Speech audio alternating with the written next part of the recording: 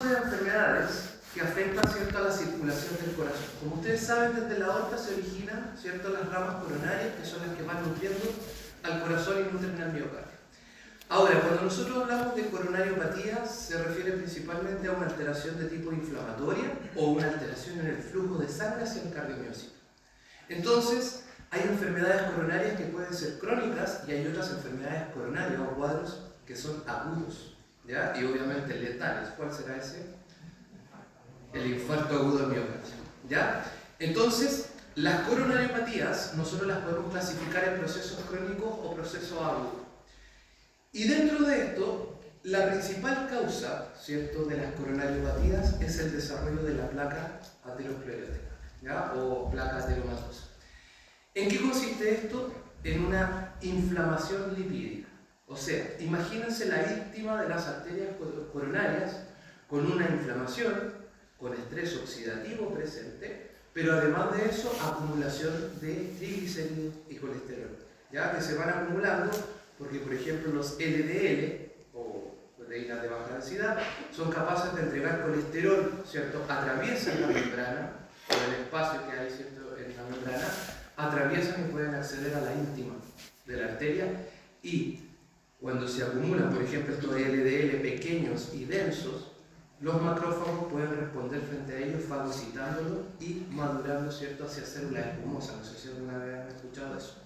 Las células espumosas son macrófagos que fagocitan, ¿cierto?, estos LDL pequeños y densos, se genera una respuesta proinflamatoria, empieza a producir citoquina y comienza a traer más células inflamatorias.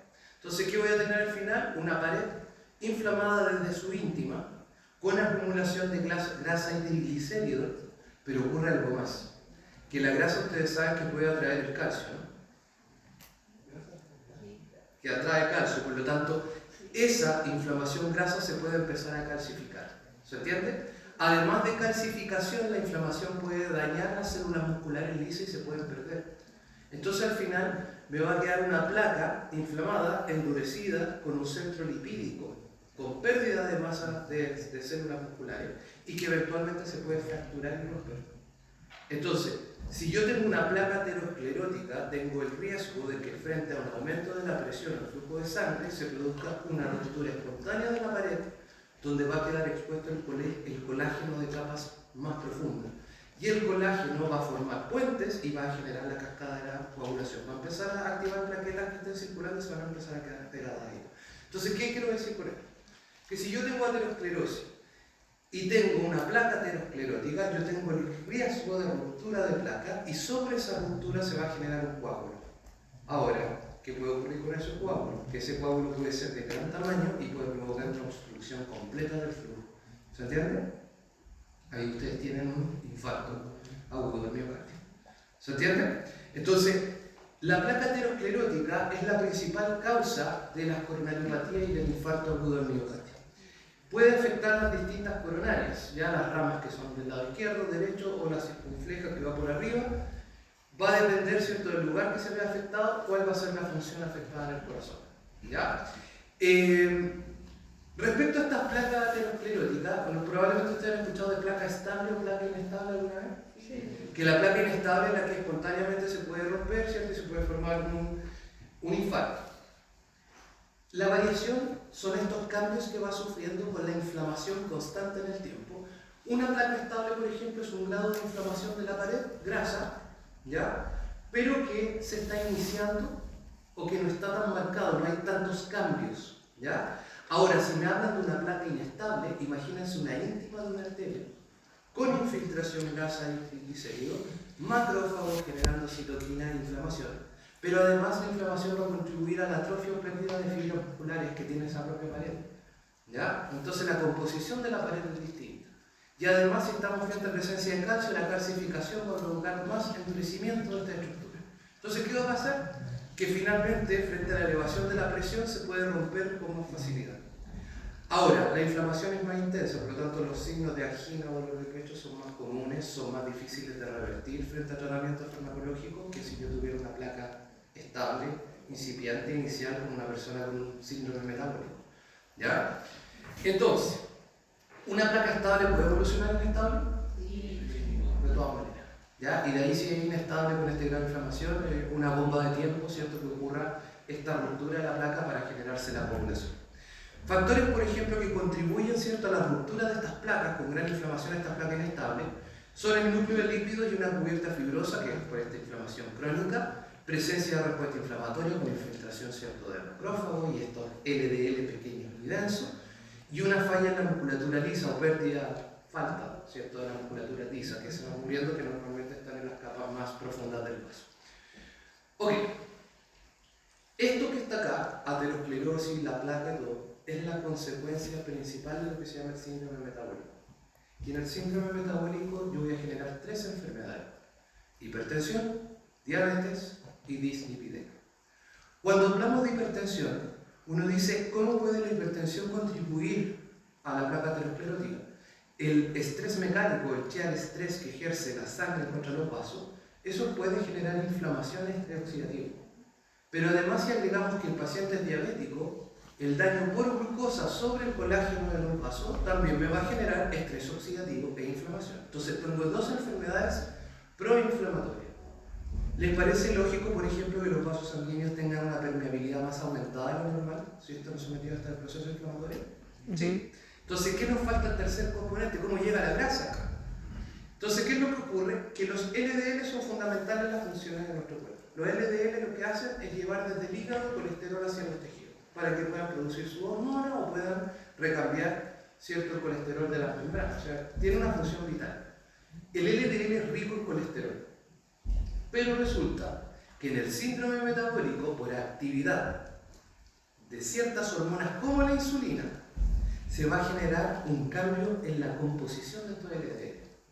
Estos LDL van a ser cargados, aparte de colesterol, con una gran cantidad de triglicéridos. Y el triglicérido es más denso y más fácil de oxidar. Por ende, los LDL cargados con muchos triglicéridos se tienden a ser pequeños y compactos. Y además, como tienen triglicéridos, se oxidan con facilidad. Entonces, los LDL pequeños, densos y oxidados son principalmente los que logran atravesar el vaso sanguíneo a través de ese aumento de la permeabilidad y depositarse en la íntima de los vasos. ¿Se entiende, no? Lo que ustedes van a aprender en el síndrome metabólico es cómo son, por qué esos LDL se vuelven pequeños y densos. Porque ahí tendría que explicarles qué hacen los LDL, los HDL, pero eso después lo vamos a ver. Entonces, ¿cierto? Eso es principalmente de la placa aterosclerótica. Como yo les decía, fíjense acá en este vaso sanguíneo, acá hay una gran inflamación de la pared. En esta inflamación de la pared hay calcificación, hay lípidos, pérdida de fibras musculares, infiltración de macrófagos para encontrar células espumosas. Ahora, ¿qué pasó acá? Que el mismo flujo de sangre o la elevación de la presión arterial puede provocar una ruptura de esta placa. Y al romper la capa superficial de esta placa, va a quedar expuesto el colágeno que se va a unir a las plaquetas que vayan circulando y va a empezar el proceso de coagulación. ¿Se entiende? Como que el coágulo se deposita y se hace frente a esa ruptura de placa. Si este coágulo logra obstruir por completo el vaso sanguíneo, vamos a estar frente a un infarto. ¿Se entiende? Ahora, ¿qué otra cosa puede ocurrir? Que ese coágulo con el mismo flujo de sangre se suelte y viaje a otro lado, que van a tener ahí un embolismo. ¿Se entiende, no? ¿Sí? Ok. Entonces, como dice acá, la ruptura de placa principalmente se da por factores hemodinámicos. Hay una interacción, ¿cierto?, entre el núcleo lipídico, las células musculares lisas, macrófagos y colágeno, ¿cierto?, para generar la cascada de la coagulación. Células espumosas y musculares pueden expresar, ¿cierto?, bajo estado inflamatorio el factor tisular. Ustedes ya saben que el factor tisular gatilla la cascada de la coagulación, ¿cierto? Y es muy importante que ustedes entiendan que en la formación de un coágulo, ¿cierto?, que lo habíamos visto en coagulación, son 2 etapas. La primera, que es la formación del tapón plaquetario, donde las plaquetas se empiezan a volver pegajosas, se activan, se vuelven pegajosas y se acumulan. ¿Y cómo se vuelven pegajosas? Porque ellas mismas empiezan a producir sustancias que activan las subcélulas vecinas. O sea, ellas tienen la sustancia, pero tienen también el receptor para esa sustancia. Entonces también se van activando entre todos. Sustancias primordiales para la activación de las plaquetas: tromboxano, el tromboxano A2, ¿cierto?, el ADP y la trombina. ¿Ya? El ADP, como un metabolito, ¿cierto?, del ATP, tiene receptores de ATP en la plaqueta y le sirve para activarse. El tromboxano lo mismo, actúa sobre su receptor de tromboxano, le va a producir activación plaquetaria y empieza a formarse la agregación. Y la trombina es el producto de la cascada de la acumulación, pero la trombina también sirve para ayudar a activar también a estas plaquetas. ¿Ya? Ok.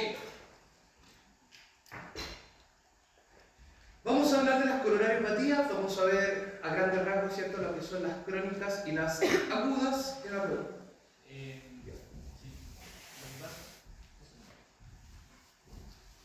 La ateromatosis, yo estoy buscando, me parece que es como la previa de la aterosclerosis.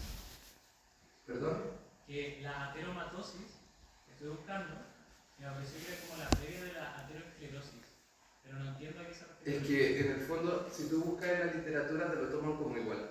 Un ateroma se refiere como el vaso sanguíneo con la placa, y la aterosclerosis es como el proceso patológico, la fisiopatología. Porque el proceso esclerosis te define que el vaso sanguíneo se va a endurecer. Entonces, aterosclerosis te refiere que es un endurecimiento por la presencia de una placa ateromatosa. ¿Se entiende? Entonces, es como. Es lo mismo. No te compliques con eso. ¿Ya? Dentro de las coronariopatías existen las agudas y las crónicas. Las crónicas son súper comunes porque están vinculadas a obesidad, síndrome metabólico, es súper común encontrarlas. Entonces, las crónicas, les voy a hablar, y ustedes ya las deben conocer porque tienen que haber visto en algún campo clínico. Primero está la angina estable crónica, que es asociada a una placa aterosclerótica estable. ¿Se entiende? Segundo, isquemia miocárdica silente. La isquemia miocárdica silente es exactamente lo mismo anterior, es el mismo proceso patológico, es la misma placa ateromatosa que va obstruyendo el flujo, pero la persona no siente dolor. ¿Qué les parece? Que eso es más o menos peligroso. Más peligroso. No siente dolor. Entonces, esa es la diferencia con angina crónica. La angina crónica, en palabras, yo voy a sentir dolor proveniente de la cavidad torácica cada vez que aumente la demanda energética en el corazón. ¿Se entiende? Y la isquemia miocárdica silente es lo mismo, pero no siento el dolor. Entonces el tema es, ¿por qué ese paciente no siente dolor? ¿Se entiende? Y la tercera es la prismetal vasoespástica, ¿la conocen? Que es principalmente un vasoespasmo, dígame. No, pero es que la angina estable, ya un poquito más, pero como una de isquemia de tejido cardiaco, ¿cierto? ¿En cuál? La angina estable. Porque Sí. Son, Es una isquemia miocárdica. pero si hay isquemia, ¿no sería ya un infarto al miocardio? Es que lo que pasa es que es, cuando, como yo les decía, tiene que ver con el grado de inflamación. Una placa estable es un proceso inflamatorio inicial.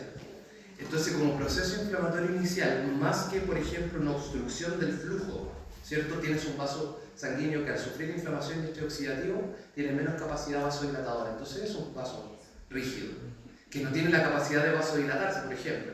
Inflamación de genera estrés oxidativo. Los radicales libres te consumen el óxido nítrico. Entonces tienes menos óxido nítrico. A un vaso sanguíneo más rígido. Ese no es el problema.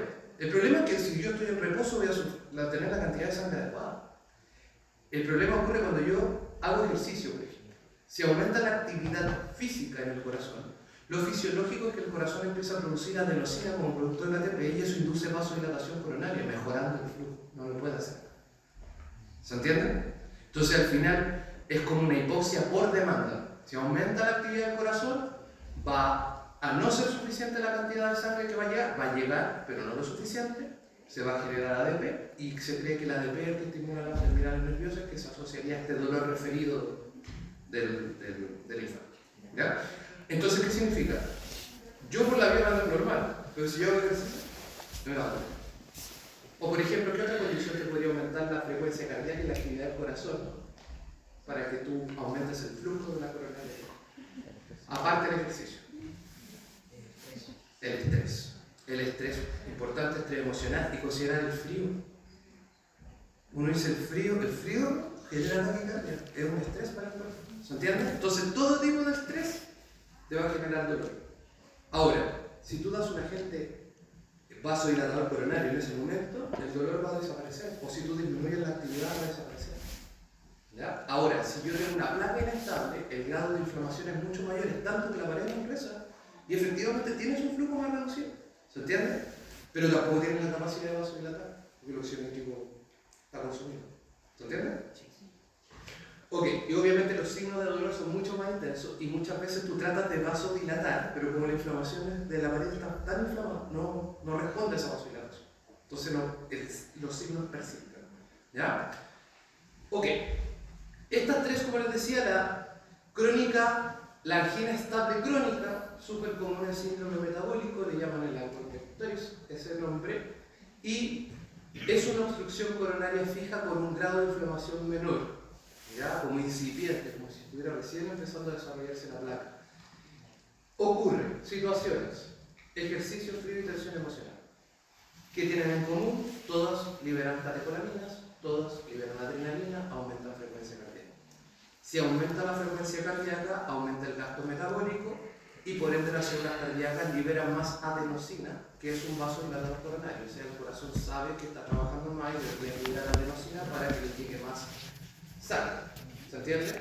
Pero en este caso la adenosina no tendría este efecto vasodilatador porque hay disfunción endotelial y los vasos no se vasodilan. ¿Se entiende, no? Entonces voy a estar trabajando más, generando más adenosina, pero el flujo de sangre no aumenta. ¿Ya? Dolor en áreas precordiales, ¿cierto? Y subesternal. Miocárdica silente, yo les dije que era lo mismo que anterior. ¿Ya? El paciente tiene una placa ateromatosa, estable, hay flujo de sangre hacia el corazón, pero el tema es que si esta persona hace ejercicio o aumenta la actividad metabólica, no duele, pero la isquemia está. No sé si se entiende. Y eso lo hace gravísimo. Ahora, ¿qué podría ocurrir para que una persona tenga esto pero no sienta esas señales de dolor? Diabético. El diabético tiene daño al sistema nervioso periférico, vías sensoriales, vía nociceptiva. No va a sentir. O sea, altísimo riesgo. ¿Se entiende? ¿Y qué otra cosa podría ser? Que una coronaria que esté con aterosclerosis sea de tan pequeño tamaño o aborde tan poco campo del corazón que no produzca un signo. ¿Se entiende, no? Que sea una pequeña coronaria la afectada o que sea un paciente diabético que tenga neuropatía periférica. ¿Sí? Y esa es la isquemia miocárdica silente. Y tienen esta que es vasoespástica Prince-Metal, ¿cierto? Acá imagínense una coronaria que no tiene placa, es una coronaria normal, con su musculatura lisa y todo, pero el problema de estas coronarias es que con distintos estímulos hacen vasoespasmos. Y al hacer estos vasoespasmos producen isquemias transitorias en el corazón, que pueden generar dolor. ¿Se entiende? Ahora, ¿cuáles son las principales teorías o causas que explican esta tendencia al vasoespasmo? ¿Ya? Y dentro de esto tienen, por ejemplo, alteraciones en la concentración de calcio o el calcio citoplasmático. Entonces, ¿qué quiere decir? Que acá las células musculares de las coronarias no sabrían controlar bien el calcio, sufriendo sobrecarga de calcio, y la sobrecarga de calcio sobreestimula que tengan esta tonicidad aumentada. Otra teoría, condiciones que generen hiperactividad adrenérgica. La hiperactividad adrenérgica va a estimular receptores alfa-1 de las coronarias, generando el broncoespasmo. ¿Ya? Y obviamente la disfunción endotelial, que es la falta de óxido nítrico. ¿Se entiende? Entonces son teorías. Acá que usted diga, ¿alguien ha visto algún caso? Pero bueno, yo tengo una estudiante que le tocó un paciente con Prince-Metal, ¿ya? Desequilibrio en factores endoteliales, por ejemplo, disminución de la producción de prostaglandina o mayor producción de endotelina, que es la vasoconstrictora, y puede o no puede haber alteración en el segmento ST. ¿Ya? ¿Por qué les menciono el segmento ST? El segmento ST del eje electrocardiográfico, el segmento ST representa cuando tenemos el QRS, cuando el impulso va pasando por His y por King. ¿Ya? Y cuando hablamos en particular del segmento ST, hablamos de el final de la depolarización y el inicio de la repolarización de los ventrículos. En este proceso, ¿se acuerdan que yo les dije que se asociaba a la fase 4 del reposo diastólico? Después de la contracción venía este relajo del corazón, pero en ese proceso depende de las bombas sodio y potasio, por lo tanto es un proceso muy energético. ¿Se entiende? Tanto el final de la depolarización como el inicio de la repolarización del ventrículo. Segmento ST. Entonces, el segmento ST indirectamente es un indicador de energía en el corazón. ¿Están de acuerdo? Porque si al corazón le llega energía, va a generar ATP. Si no le llega energía, no genera ATP. ¿Ya? Por lo tanto, fallan estos y se pueden producir alteraciones. Se puede elevar, por ejemplo, el segmento ST. ¿Ya? Que eso se vincula mucho con el infarto agudo miocardio. ¿Ya? Pero ahí vamos a conversar un poco. Pero solo para que sepan que, aunque sea un vasoespasmo, puede generar alteraciones electrocardiográficas. ¿Se entiende? Pero eso se vincula principalmente por la obstrucción del flujo y la generación de ATP, que me altera esta fase al final de la depolarización e inicio de la repolarización ventricular. ¿Ya? El diagnóstico de estas patologías. Primero, las características del dolor. ¿Ya? Deben considerar que hay síndromes anginosos, pueden ser muchas otras cosas. Ustedes saben que, por ejemplo, la ansiedad puede generar crisis anginosa, alteraciones respiratorias, reflujo gastroesofágico, problema muscular, una serie de cosas. Que descartar todo eso. Y los factores de riesgo. ¿Qué enfermedades le importaría saber que tenga una persona? Hipertensión, Si es diabetes. diabético, si es hipertenso, los lípidos, fíjense los lípidos, ¿ya? Pruebas, electrocardiograma, importante, se pueden ver todos los tipos de ondas, pero principalmente se focalizan en los segmentos ST, ya como un reflejo de isquemia del corazón. Hay pruebas de ecocardio. ¿Les suena el ecocardiograma? El ecocardiograma uno puede ver más cosas, uno ve estructura, y si le aplican el Doppler color pueden ver flujos. ¿Se entiende? Se va agregando complejidad.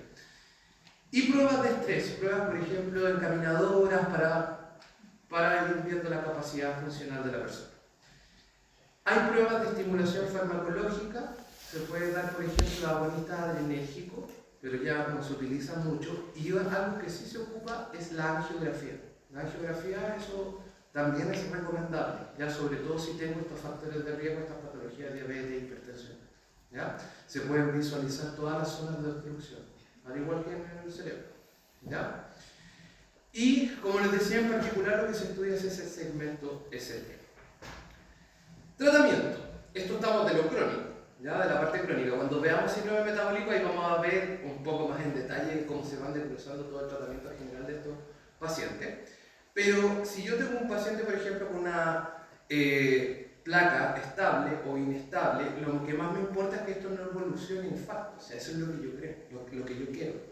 Los tratamientos deben ser crónicos y constantes para ayudar a disminuir la inflamación. Esto no es que pase de un día para otro, tengo que estar pendientes de controlar todos los factores de riesgo para disminuir el grado de inflamación de la arteria. Es súper importante considerar que hay tratamientos farmacológicos y no farmacológicos para esta patología. Primero, no fumar. ¿Por qué? Por los radicales libres y la disfunción endotelial de las coronarias.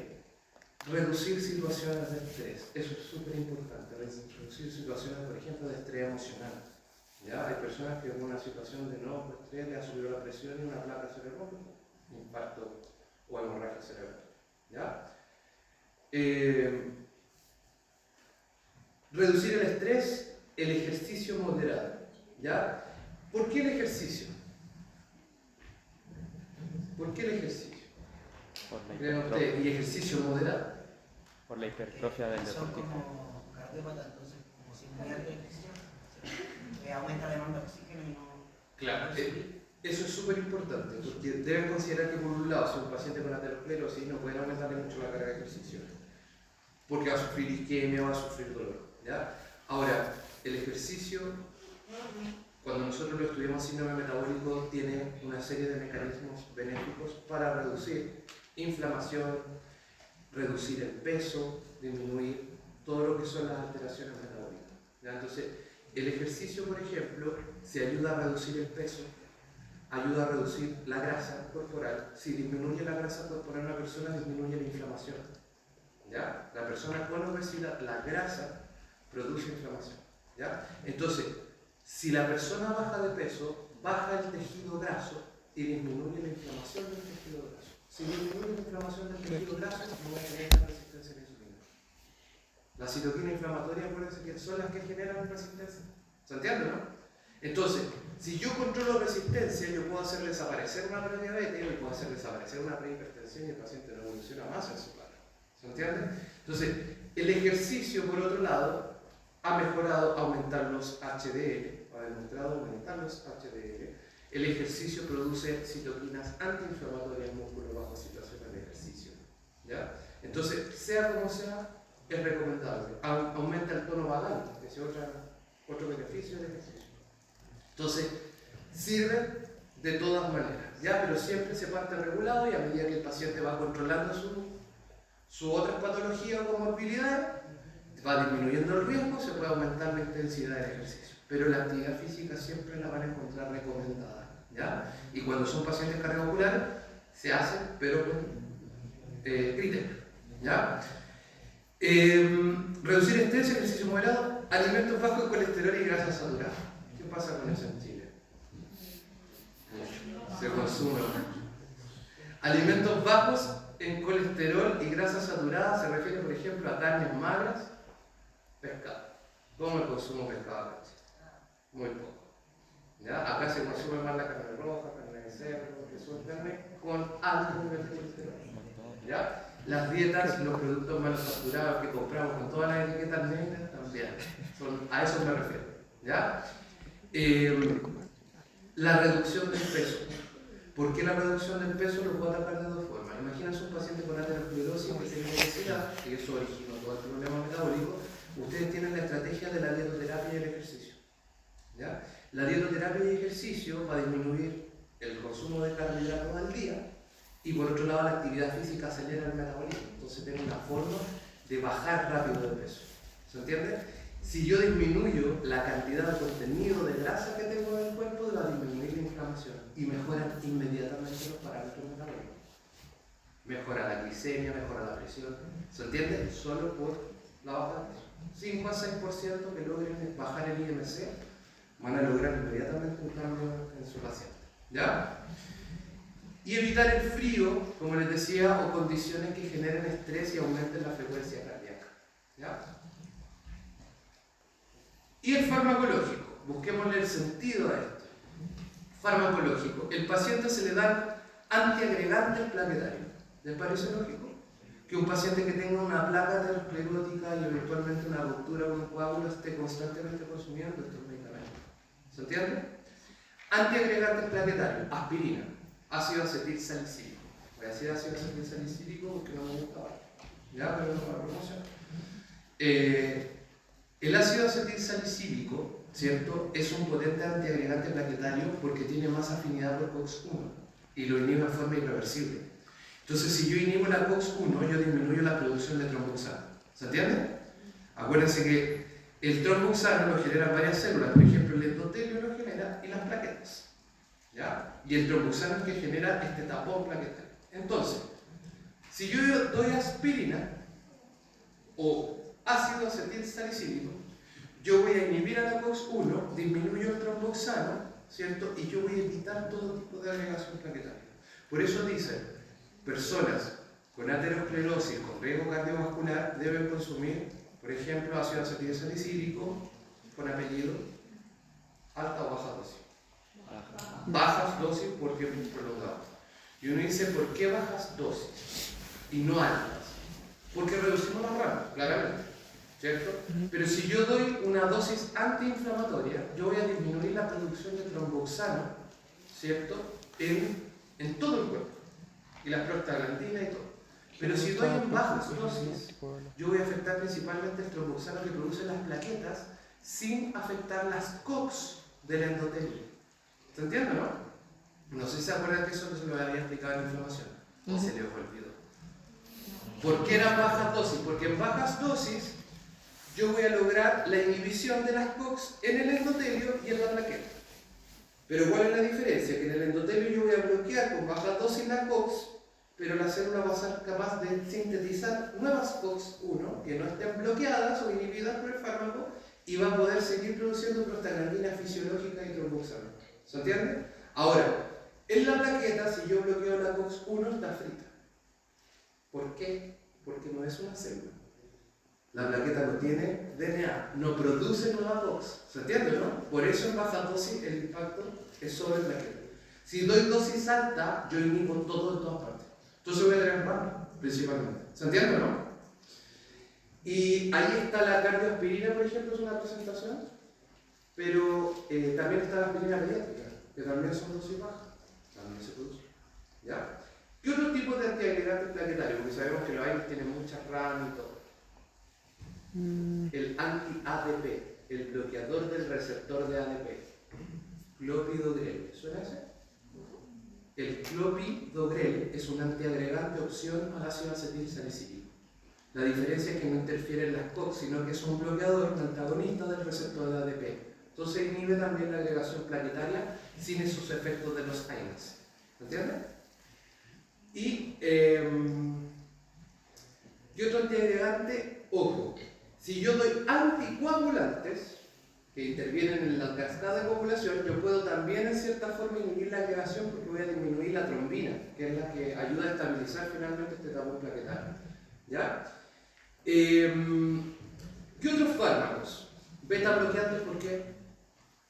Disminuye actividad cardíaca. ¿Por el sistema simpático? Los receptores beta-adrenérgicos producen vasoconstricción. Los beta-adrenérgicos, el beta-2 es vasodilatador, y el beta-1 es cardíaco, pero tiene que ver con frecuencia y contracción. Eso disminuye la frecuencia cardíaca. El beta, si tiene que ver con frecuencia y contracción, si tú le das un beta bloqueante a la célula cardíaca, ¿qué va a ocurrir con esas actividades? ¿Lo van a rentabilizar? ¿La disminuye o la mantiene estable? Lo mantiene estable. ¿Se acuerdan que les dije que los beta bloqueantes son antagonistas? Y los antagonistas lo que hacen es mantener una función basal. Entonces, ¿yo por qué le doy un beta bloqueante? Porque quiero que el corazón se mantenga estable y no me produzca este aumento de frecuencia que genera dolor. Díganme. Pero mi duda ahí es porque este aumento de frecuencia es compensatorio para en el fondo, para la ineficiencia que hay de traslado de oxígeno y nutrientes. Entonces, si yo lo disminuyo mucho, puede ser peligroso igual, ¿o no? La frecuencia. Con un beta bloqueante, sí. O sea, en el fondo ahí tienes que valorarlo. Si tienes, por ejemplo, ves que la persona le reduce la frecuencia cardíaca, puede que no te convenga porque te va a producir más isquemia cardíaca. Ahora, si tú tienes un paciente con un beta bloqueante, por ejemplo, imagínate que tú tienes 100 latidos por minuto y te dicen que tienes angina. Significa que cuando de repente te suba a 120, 130, te va a pesar. Entonces, en el fondo, lo que buscan con el beta bloqueante es mantener tensión. Pero esa subida de 120 es compensatoria de otros demandas, ¿no? Es que esas subidas de presión o reflejo colinérgico, o sea, adrenérgico, eso también lo puedes ver en personas que están sufriendo normalmente isquemia, un infarto, tú puedes ver una liberación de catecolamina gigante y la presión se te dispara al cielo. Y en esos casos, por ejemplo, un infarto, con esta liberación, esta presión que se libera, esta catecolamina, tienes que valorar muy bien si vale la pena bajarle la presión o no. Porque si tú te asustas que le sube la presión, que está con un infarto y todo, tú le dices, bajemos la presión urgente. Se la bajas, pero la penumbra del infarto se cae. Efectivamente, ahí tienes que valorar. De hecho, pueden tener presión hasta sobre 200 y aún así no le han puesto todavía un hipotensor. ¿Ya? Pero principalmente esta elevación del sistema simpático se refleja por la disminución del gasto. ¿Se entiende? La afección del gasto cardíaco de las células que están recibiendo menos energía. Ok, beta bloqueantes sirven para estabilizar, para prevenir, ¿cierto?, que ocurre en esta angina. Antagonistas de canales de calcio. Nifedipino, amlodipino. Se sirven para la hipertensión. Ahora, nifedipino y amlodipino son vasodilatadores periféricos y vasodilatadores coronarios. Entonces les sirve para tratar hipertensión y para vasodilatar coronaria y disminuir la angina. ¿Se entiende, no? Y se diferenciaba del diltiazem y el verapamilo, que me lo habían preguntado, que la diferencia es que estos son vasodilatadores periféricos, coronarios, pero además bloquean el canal de calcio en el nodo sinusal. Por lo tanto, evitan estas taquicardias reflejas que pueden generar estos otros fármacos. ¿Se entiende? Lo otro, nitratos derivados de la nitroglicerina. Los nitratos son donantes de óxido nítrico. El nombre lo está diciendo. Por lo tanto, una nitroglicerina, ¿qué es lo que va a generar? Vasodilatación. ¿Ya? Hipolipemiantes. Hipolipemiantes, fármacos que disminuyen los lípidos. ¿Cuáles? Estatinas o fibratos, que tendrías que ocupar, ¿ya? O combinaciones. Las estatinas son para colesterol. El fibrato, principalmente triglicéridos. Cuando hay síndrome metabólico, pueden encontrar los dos, ¿ya? Los VLDL, los LDL. Ok. ¿Qué? El Clopidogrel. ADP. ADP. Ya. Y los síndromes coronarios agudos, esto igual también lo van a ver mucho, después le van a enseñar a ver exámenes cuando estén ahí viendo su primero electro. Tres tipos agudos: angina inestable, porque mayor grado de inflamación, crisis aguda de dolor, las personas se asustan mucho, van a urgencia y ahí los dejan un rato en observación, les dan unos vasodilatadores coronarios para ver si cede el dolor. Pero por lo general cuesta mucho, ¿ya? Cuesta mucho, es un grado de inflamación mucho más severo que la placa estable. Lo otro que tenemos es el infarto sin elevación del segmento ST. ¿Han escuchado eso? Estos infartos no hay una obstrucción completa, ¿ya? Por eso no se aprecia esta elevación del segmento ST. Y por ejemplo, puede ser un coágulo que recién se esté formando pero no ha provocado una obstrucción completa. ¿Se entiende?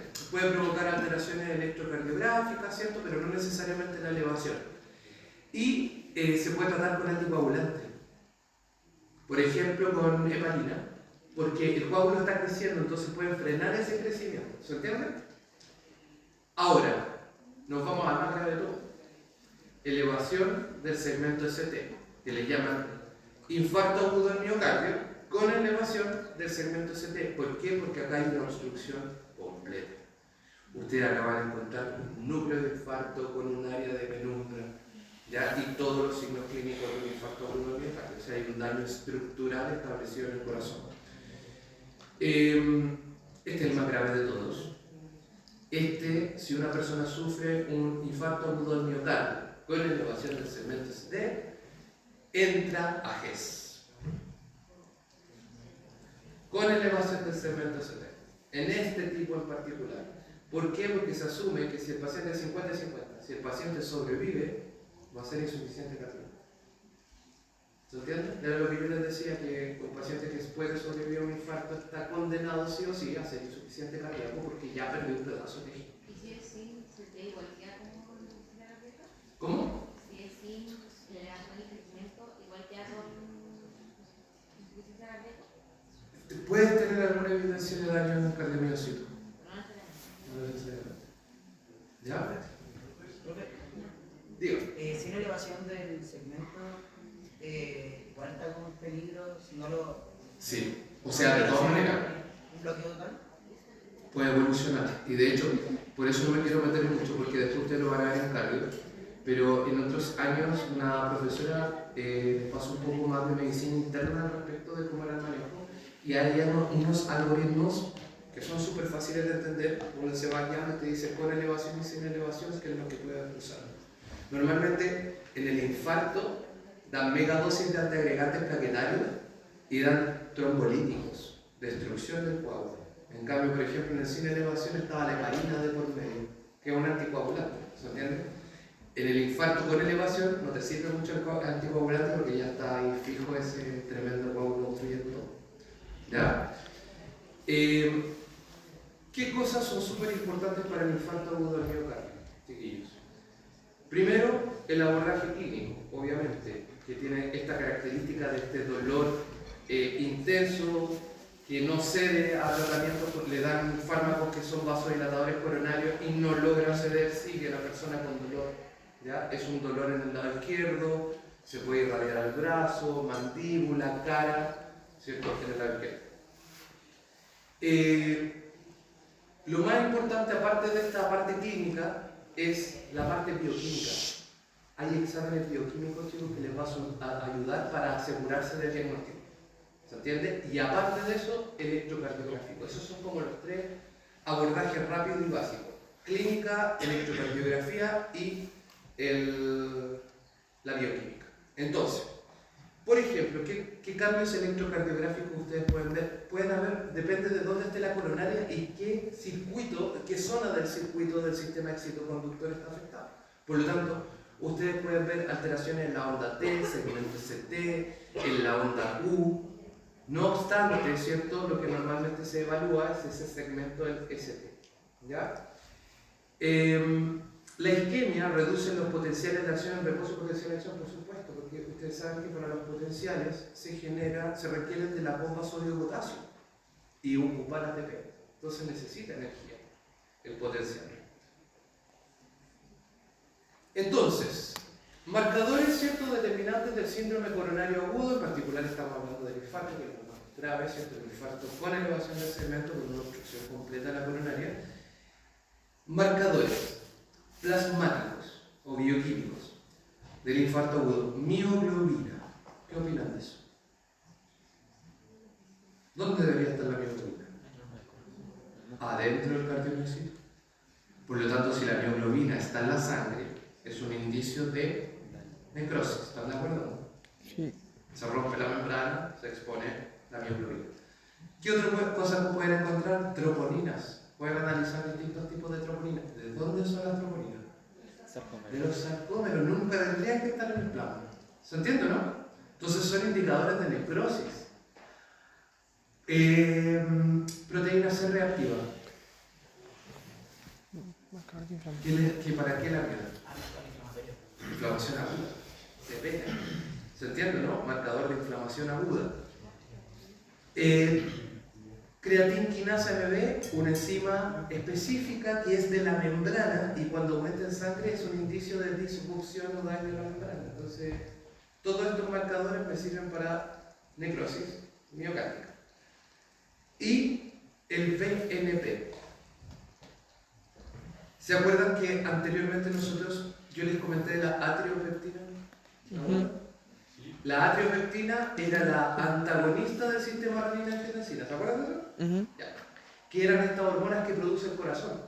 Cuando se dilatan mucho las cavidades, la aurícula se liberan estos péptidos, los ventrículos se liberan. Y hay un ANP, BNP, CNP, DNP. La atriopeptina es la ANP, que fue la primera descrita.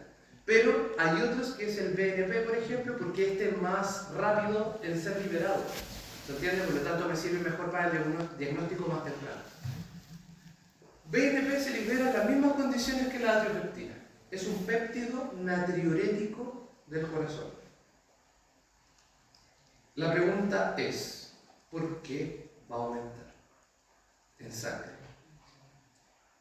Si yo tengo un infarto, ¿qué pasa con el gasto cardíaco? Disminuye. Si disminuye el gasto cardíaco, ¿qué pasa con el flujo de sangre del corazón? Se congestiona, ¿no?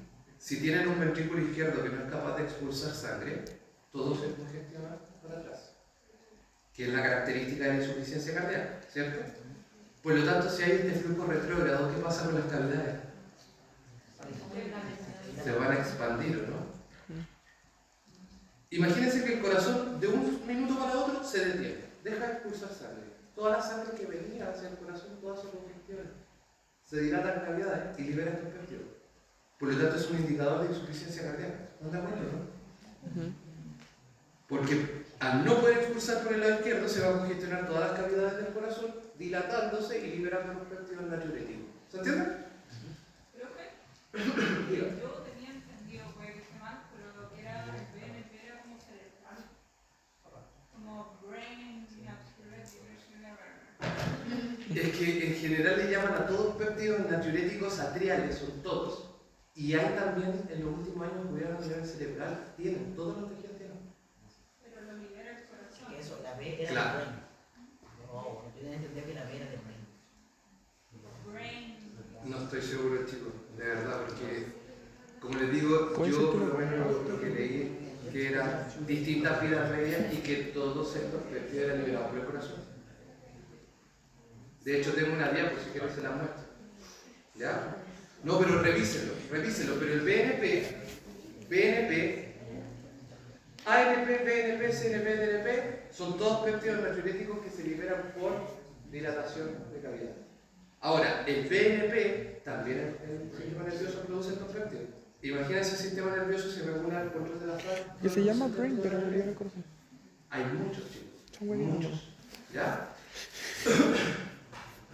Diga. Entonces, en el infarto, el BNP también se va a elevar, pero no tanto así como que si la causa fuera una insuficiencia cardíaca de base. O Lo que pasa es que en particular, por ejemplo, el BNP o estos péptidos natriuréticos, al medir las vidas medias, buscan el que tenga la menor vida media o el que se libere primero, como un factor diagnóstico. ¿Se entiende? Por ejemplo, la atriopeptina es un péptido que tú no puedes liberar en una enfermedad crónica o una insuficiencia en forma constante. ¿Ya? Y estos péptidos, por ejemplo, se pueden liberar, pero van a estar en la primera parte de la enfermedad y después ya no te sirven como para el diagnóstico. ¿Se entiende? En cambio, cuando tú buscas marcadores que son más rápidos, por ejemplo, de insuficiencia cardíaca, ocupan los péptidos que son liberados al comienzo, que no necesariamente pueden ser importantes para el diagnóstico. No sé si me entienden. ¿Ya? Pero el BNP o los péptidos natriuréticos en general, ANP, atriopeptina, CNP, que es DNP, que son de los nuevos, es principalmente por dilatación de cavidad y sobre todo las aurículas. ¿Ya? Los ventrículos también dilatan, ¿ya? Pero son todas cosas que recién están estudiándose. Pero todos los tejidos, riñón, hígado, sistema nervioso, producen péptidos que regulan la eliminación de sal en el cuerpo. Ahora, que esté avanzado el estudio, ahí falta mucho todavía. ¿Ya? Pero sí. Diga. El BNP es como de insuficiencia cardíaca, pero también se libera así como los otros en el infarto. Es que cuando tú dices infarto es un tipo de insuficiencia cardíaca. El infarto es una insuficiencia cardíaca. ¿Se entiende, no? Entonces es un marcador de insuficiencia. ¿Ya? Dígame. Por acá.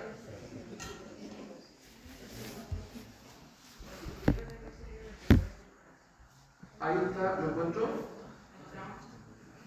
Pero sí es del corazón, pero lo descubrieron en el cerebro. Es que suele pasar con algunas cosas. Por ejemplo, la renina, le pusieron renina porque la libera el riñón, pero hay otros tejidos que producen renina. ¿Se entiende, no? Entonces, de esto, ¿qué es lo que más me importa que a ustedes les quede? Que los péptidos natriuréticos, en generalidad, son hormonas, le podemos llamar hormonas, que produce el corazón cuando se distiende más de lo normal. ¿Y por qué el corazón se distendería más de lo normal? Porque no puede expulsar sangre bien y se empieza a congestionar todo. ¿Se entiende? Con este flujo retro. ¿Ya? Y acá, me faltó un poco. Ya, esto rápidamente de la angina inestable es un tipo de angina con un mayor proceso inflamatorio. Acuérdense que acá hay pérdida de las fibras musculares, acá hay como un núcleo, ¿cierto?, lipídico, y que además hay calcificación. ¿Ya? Entonces, frente a una elevación aguda de la presión arterial, se puede romper esta placa y generar un infarto. Por ejemplo, un consumo de cocaína. ¿Ya? Consumo de cocaína puede provocar presiones arteriales de 220, 240. Entonces, con esa presión arterial es muy probable que por estrés mecánico se pueda romper una placa. ¿Se entiende? Y ahí se genera. ¿Ya? ¿Qué les iba a contar? Un colega que trabajaba en un centro asistencial en Maipú. Llegó un paciente que había no sé cuánta cocaína había consumido. Y el tipo llegó con frecuencia cardíaca altísima, la presión altísima, lo entraron a pabellón y el paciente hizo fibrilación tras fibrilación. La fibrilación normalmente está vinculada a un aumento del sistema nervioso autónomo, simpático. Entonces se producía una sobreestimulación, entonces arritmia, tratando de sanar de la arritmia, hacía paro cardíaco. Tuvo 4 o 5 veces así y al final no lo pudieron salvar. ¿Ya? Como les digo, trataban de revertirlo con antiarrítmico o lo que sea y no se puede. Hasta que finalmente se detiene la actividad cardíaca por este exceso de metabolismo o se puede generar un infarto, como les decía. Y el corazón se detiene y se produce insuficiencia cardíaca aguda. ¿Ya? Se produce en la angina inestable, la persona va a tener dolor intenso, aunque sea en estado de reposo. ¿Ya? O sea, es tanto el grado de inflamación que efectivamente reduce el lumen y puede la persona, aunque no esté haciendo ejercicio, tener dolor en el pecho, bajo ciertas condiciones. ¿Ya? Y cuando llega la persona, como les decía, lo dejan en observación, les dan vasodilatadores coronarios, si no cede al dolor, ahí empiezan ya como a sospechar en hacer un electrocardiograma para tratar de visualizar si efectivamente hay un infarto que está empezando. ¿Ya? El infarto sin la elevación ST, como les decía, sin el segmento de elevación, puede haber algún grado de necrosis, de inflamación cardíaca. Puede ser un coágulo que recién se está formando y que todavía no obstruye por completo, y de hecho yo lo puedo, por ejemplo, dar heparina, como les decía, que salían esos algoritmos de la diálisis. El segmento ST se detecta por marcadores bioquímicos de lesión miocárdica. Como les decía, hay algún grado de necrosis y muerte celular, por lo tanto podrían encontrar mioglobina, troponina elevada, y normalmente el segmento ST no está comprometido. Con elevación del segmento CT, esto ya es súper conocido de todo, temido del ataque cardíaco que le llaman propiamente tal, y el infarto agudo del miocardio. El infarto agudo puede afectar distintas coronarias, dependiendo de la coronaria es la rama que va a afectar, y dentro de esto tengo los transmurales y subendocardios, que depende de cuánto la masa de la pared del corazón ocupa. Es un dolor prolongado que no cede ni al reposo ni al uso de vasodilatadores coronarios como la nitroglicerina. El paciente sigue igual con una angina o dolor agudo. Es un dolor que se define como un dolor asfixiante, la persona se desespera, el dolor subesternal, se irradia al brazo izquierdo y a la mandíbula. Ojo con esto. Pueden haber, además de esto, incluido muerte súbita por arritmias. ¿Por qué? ¿Por qué puede haber, por ejemplo, muerte súbita por arritmia en un paciente que está cursando con un infarto? Isquemia como necrosis y sea conjunto con Claro, es que puede ser que se estén afectando o dañando células propias que son del sistema del citoconductor. ¿Se entiende, no? O, como les decía, la energía que yo necesito para generar los potenciales de acción, para poder propagarse esto a través del corazón. ¿Cómo el corazón, cómo se ubica bien como en la parte de fisiología, de cómo sale el impulso desde el nodo hacia el lado izquierdo, luego AB ventricular hacia abajo? Sí. ¿Por qué? ¿Ya? Para que no se me pierda. Metabolismo anaeróbico. ¿Qué pasa en un corazón expuesto a un infarto? ¿Cuánto podría vivir un cardiomiocito sin oxígeno? 15, 40 minutos. Da mucho más tiempo que una neurona, ¿no? La neurona 4 o 5 minutos. Y empieza el proceso de vuelta. Metabolismo anaeróbico. Eso es lo primero que ocurre. Acuérdense que el cardiomiocito tiene una reserva de glucógeno, entonces no va a recibir oxígeno, va a comenzar a hacer metabolismo anaeróbico, va a generar acidosis láctica, eso ocurre, acidosis láctica, pero también se empieza a ocupar en las reservas de glucógeno que tiene. ¿Ya? Se empieza a depletar las reservas de glucógeno, más edema. ¿Por qué habría edema de las células cardíacas frente a una isquemia? Bomba sodio-potasio y influjo de sodio, ¿cierto? Generaría edema, tumefacción celular. Entonces, un cardiomiocito que está expuesto a isquemia, van a ver ustedes que empieza a producir ácido láctico, porque empieza a hacer metabolismo anaeróbico, empieza a ocupar sus reservas que tiene de glucógeno y comienza a edematizarse. Ahora, si este es un proceso agudo con obstrucción completa y todo, este edema es súper rápido y la célula se revienta. Ya, hay una rápida necrosis. Si volviera 40 minutos se vuelve la lesión irreversible. Significa que a los 40 minutos ya va a estar la célula necrosada, ¿cierto? Y ya no hay nada que hacer.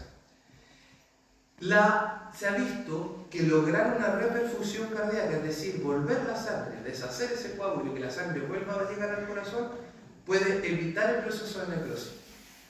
¿Ya? Se puede revertir este proceso de necrosis. No obstante, queda un miocardio atontado. ¿Qué significa esto? Que aunque al corazón le devuelva la sangre, sigue funcionando mal por un tiempo, la célula cardíaca.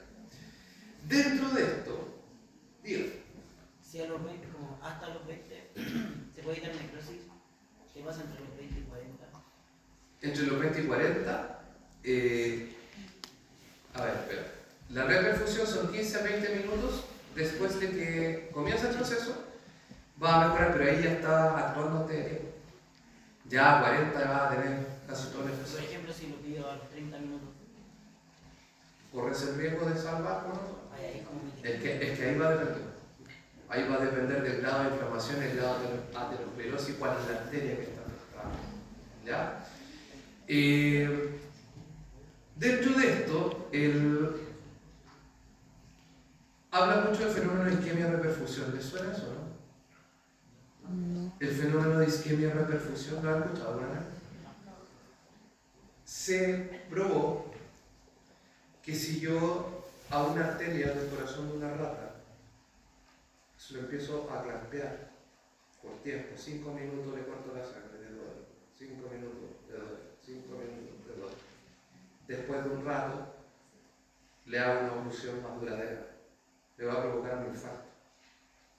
¿Ya? Ahora, ¿qué ocurre? Que todos estos cortecitos que yo le hacía de sangre previamente iban preacondicionando el corazón, lo que significa que cuando yo le cortaba evitando un infarto irreversible, el tamaño del infarto era mucho más pequeño. Entonces, eso se habló de preacondicionamiento isquémico para reducir el tamaño del infarto. Y consiste netamente que con el preacondicionamiento yo preparo el corazón haciendo que empiece a producir más sistemas antioxidantes, por lo tanto cuando viene la isquemia tiene más capacidad antioxidante para reducir el estrés, para combatir el estrés oxidativo. ¿Ya? Ahora, ¿qué ocurre en un infarto agudo del miocardio? Es un ejemplo clínico de una isquemia reperfusión. Ahora, ¿qué va a ocurrir acá? En un infarto se corta la irrigación, no llega oxígeno a la célula. Si empieza a fallar la energía en la célula, ¿falla la mitocondria? Sí. ¿Sí? Si falla la función mitocondrial, la mitocondria normalmente produce pequeñas cantidades de especie reactiva a oxígeno, radical superóxido. Pero bajo bajas de ATP, la mitocondria genera una tremenda cantidad de radical superóxido. Por lo tanto, la isquemia me genera estrés oxidativo. ¿Se entiende? Y el estrés oxidativo es parte de lo que me va dañando a la célula y produce la necrosis de la célula cardíaca. Ahora, reperfusión. ¿Qué opinan de reperfusión? ¿Buena? ¿Mala? ¿Se fijan que la reperfusión dice si yo vuelvo el corazón en miocardio igual queda atontado? No funcionando bien. Pero Y sí, acá, si yo tengo isquemia con una unidad de radical libre, de radical superóxido, versus una reperfusión, ¿cuántas unidades creen ustedes más o menos de radicales libres produce la isquemia versus la reperfusión? ¿Quién produce más o menos? La repercusión. a la repercusión por La reperfusión es brutal. Es brutal la diferencia. Produce más de 1000 veces radicales libres que la propia isquemia. ¿Se fijan lo que les estoy diciendo? Entonces, si yo tuve un infarto, tengo un tremendo estrés oxidativo en el corazón. Pero ¿qué voy a hacer yo para salvar a la persona? Trombólisis. Y si yo hago trombólisis, le devuelvo el flujo al corazón. Y el paciente se me muere una arritmia. ¿Se entiende lo que estoy diciendo, no? sí. Que ustedes, la reperfusión, deben manejarla con mucho cuidado. ¿Ya? Y uno dice, ¿y por qué produce 1000 si le estoy devolviendo el oxígeno a la célula? No es. Porque es una célula que tiene su mitocondria y su metabolismo alterado, que está generando una tremenda cantidad de radicales, y de un momento para otro ustedes le entregan sangre rica en oxígeno. ¿Qué le están pasando? Todas las materias primas. ¿Se entiende, no? Entonces, no se sorprendan que un paciente que le hace una recirculación, le deshacen el coágulo, después se muera de una arritmia. ¿Se entiende, no? Diga. ¿Perdón? ¿Por qué entonces la práctica del tratamiento no es lento? Es que es Más fuerte. Que no. Dice que es lento, la repercusión no es minutos. le dan tanta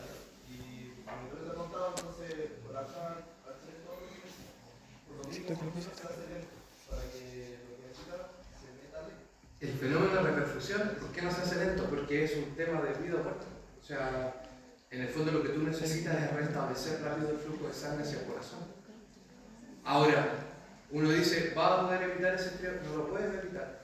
Lo que sí tú puedes hacer es preparar a tu paciente. Ahora, ¿prepararlo cómo?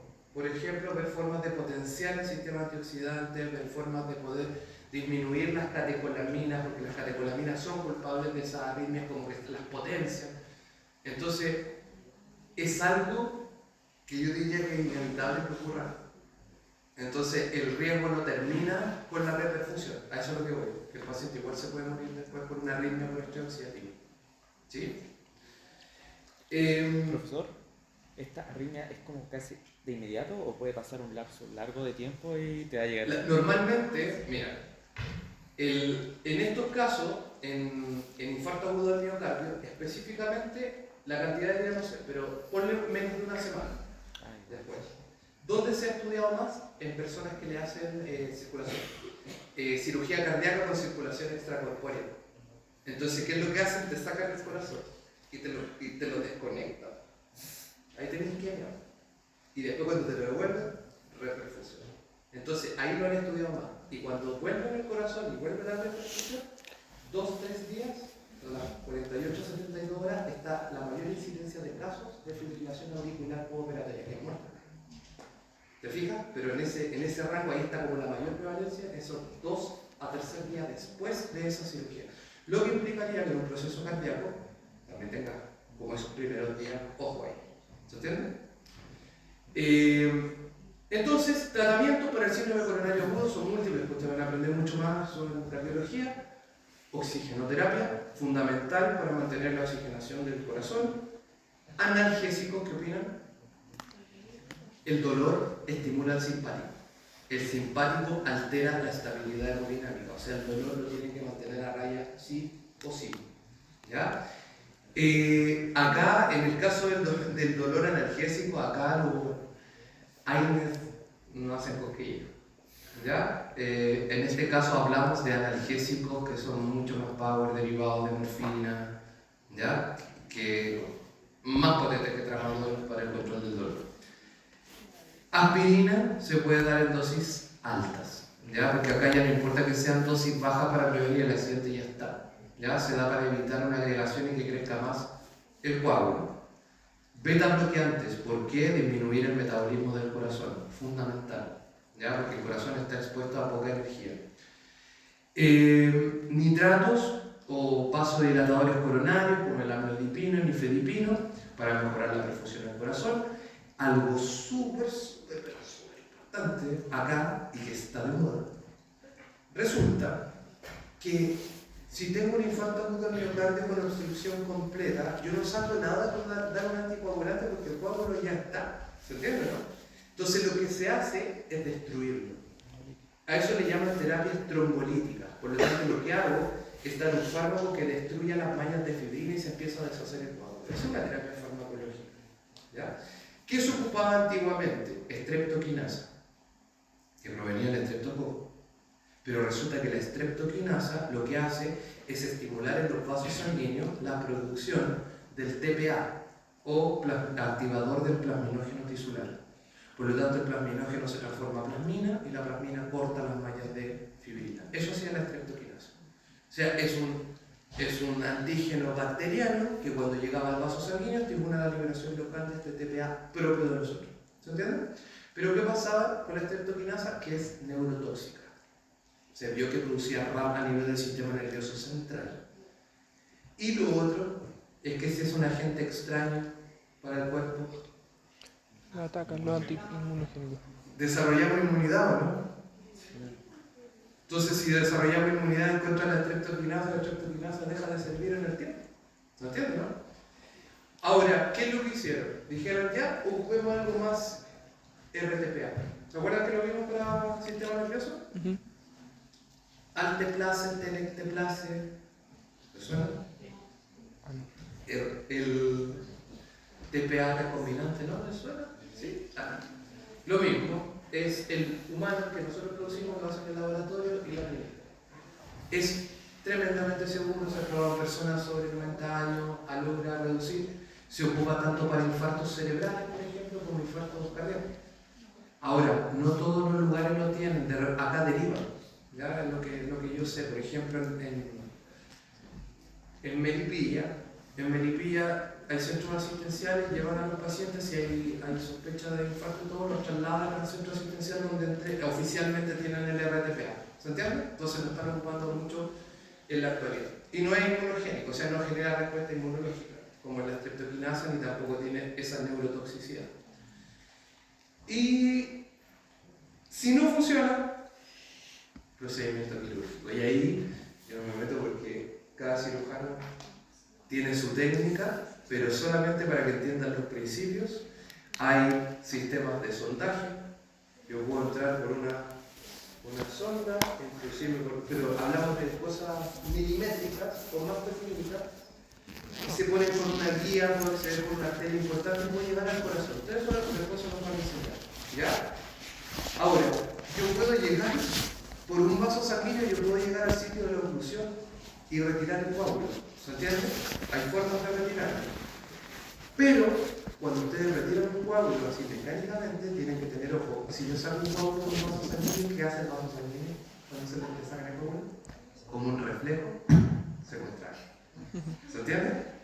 Entonces, ¿qué es lo que hace? Le ponen stent. ¿Han escuchado el concepto de stent? Son como unas mallitas. Van sí. y la mallita se expande y te deja el vaso sanguíneo abierto que no se te cierra. ¿Se entiende? Otra opción que tienen son los bypass. Y un bypass que dice como saltarse el camino. Por lo tanto, en el bypass se puede hacer reconstrucción de arterias para suplir esa que ya no. ¿Se entiende o no? Entonces, hay mucho. ¿A quién le gusta cardiac? ¿A nadie? Todavía no le achunto. Le he preguntado a cardio, nada. ¿Usted qué cardio? Una buena especialización.